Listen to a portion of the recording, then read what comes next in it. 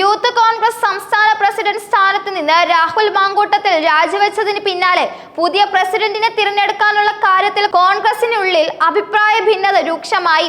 Party ഗ്രൂപ്പുകൾ സ്വന്തം നിലയ്ക്കും കൂട്ടായും വിവിധ പേരുകൾ മുന്നോട്ട് വെച്ചതോടെ സമവായം എളുപ്പമല്ലെന്ന് വ്യക്തമായി. അതേസമയം രാഹുൽ മാങ്കൂട്ടത്തിനെതിരെ ഉയർന്ന ലൈംഗിക ആരോപണങ്ങൾ സംബന്ധിച്ച് പാർട്ടി തലത്തിൽ അന്വേഷണം വേണ്ടെന്ന നേതൃത്വം നിലപാട് സ്വീകരിച്ചിട്ടുണ്ടെങ്കിലും ഔദ്യോഗിക അന്വേഷണത്തിന് വഴിയൊരുങ്ങിയിരിക്കുകയാണ്. ബാലാവകാശ കമ്മീഷൻ വിഷയത്തിൽ ഇടപെട്ടതും പരാതികളിൽ മേൽ പോലീസ് മൊഴിയെടുക്കാൻ തീരുമാനിച്ചതും ഈ വിഷയത്തെ പുതിയ തലങ്ങളിലേക്ക് എത്തിക്കുന്നു.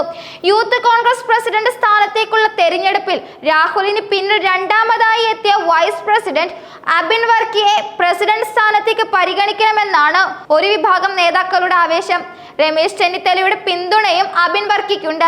എന്നാൽ പ്രസിഡന്റ് രാജിവെച്ചാൽ രണ്ടാമത്തെയാളെ പ്രസിഡന്റ് ആക്കാമെന്ന് യൂത്ത് കോൺഗ്രസിന്റെ തെരഞ്ഞെടുപ്പ് മാനദണ്ഡങ്ങളിൽ പറയുന്നില്ല എന്ന വാദവും ശക്തമാണ്. ഇത് പുതിയ പ്രസിഡന്റിനെ തിരഞ്ഞെടുക്കുന്നതിൽ തടസ്സങ്ങൾ ഉണ്ടാക്കുന്നു. സംഘടന ചുമതലയുള്ള AICC ജനറൽ സെക്രട്ടറിയായ KC വേണുഗോപാലിനോട് അടുപ്പമുള്ളവർ ബിനു ചുള്ളിയലിന്റെ പേരാണ് പ്രധാനമായും നിർദ്ദേശിക്കുന്നത്.